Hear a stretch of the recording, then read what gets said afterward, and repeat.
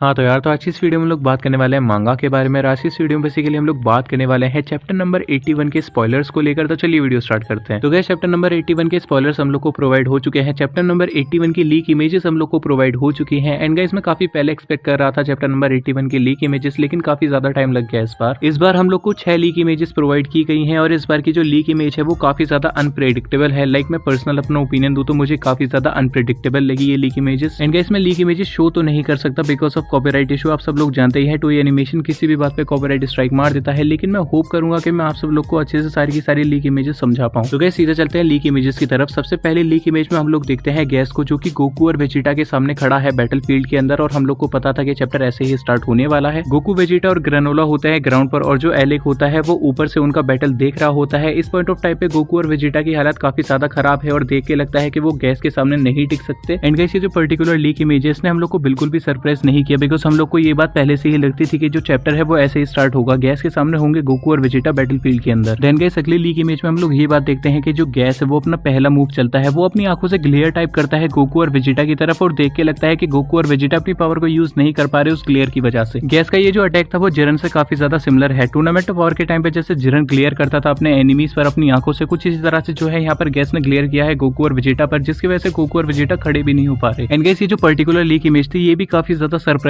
नहीं लगी बिकॉज ये बात भी हम सब लोग जानते थे कि गोकू और वेजिटा का स्टेमिना कम है, तो जो गैस है उन पे भारी पड़ेगा ही। बट गाइस, जो अगली लीक इमेज है वो काफी ज्यादा सरप्राइजिंग है। अगली लीक इमेज में हम लोग ये बात देखते हैं कि जो ग्रेनोला है वो एलेक के पीछे आ जाता है। एलेक जो है बैटलफील्ड से काफी ज्यादा दूर था, गैस से भी दूर था, और जो ग्रेनोला है वो उठ के सीधा एलेक के पीछे आ जाता है। अभी एलेक पीछे मुड़ के देखता है तो उसको दिखता है ग्रेनोला। गैस भी इस पॉइंट ऑफ टाइम तक ये बात को नोटिस कर लेता है कि जो ग्रेनोला है वो वापस से उड़ चुका है और वो सीधा एलेक की तरफ बढ़ चुका है, लेकिन इस पॉइंट ऑफ टाइम तक ग्रेनोला ने अटैक नहीं किया एलेक पे। अभी गाइस, ये जो लीक इमेज थी वो काफी ज्यादा सरप्राइजिंग थी बिकॉज लास्ट चैप्टर में हम लोग ने ये बात देखी थी कि गैस ने जो है ग्रेनोला को काफी ज्यादा बुरी तरह से मारा था, इतना कि वो अनकॉन्शियस हो गया था और उसकी जो आई है वो भी डैमेज हो गई थी। तो मुझे ऐसा लगा था कि एक चैप्टर तो लगेगा ही ग्रेनोला को होश में आने के लिए और थोड़ा बहुत स्टेमिना रिकवर करने के लिए, लेकिन यहाँ पर ग्रेनोला ने अपना थोड़ा बहुत स्टेमिना रिकवर किया और वो सीधा एलेक की तरफ बढ़ा, ना कि गैस की तरफ। शायद ये बात ग्रेनोला भी जानता था कि गैस का जो स्टेमिना है वो पूरा है। ग्रेनोला का स्टेमिना बिल्कुल 5 या 10% है, तो ग्रेनोला का कोई भी चांस नहीं बनता कि वो गैस के सामने टिक पाए, इसलिए वो जो है सीधा एलेक की तरफ ही बढ़ गया बिकॉज एलेक था मेन बंदा जिसने उसकी माँ को मारा था। अभी गाइस, अगली लीक इमेज के अंदर हम लोग ये बात देखते हैं कि जो ग्रेनोला है वो काफी ज्यादा पावरफुल पंच बना चुका होता है और वो जो है एलेक की तरफ बढ़ रहा है इस पॉइंट ऑफ टाइम तक, लेकिन जो गैस होता है उसकी भी नजरें होती है ग्रेनोला पर। जैसे ही ग्रेनोला एलेक के काफी ज्यादा पास पहुंच जाता है, आउट ऑफ नोवेयर गैस आता है एलेक के पास और वो जो है एलेक को अपने साथ इंस्टेंट टेलीपोर्टेशन करा लेता है और वो जो है वहां से हट जाता है और जो ग्रेनोला का पंच था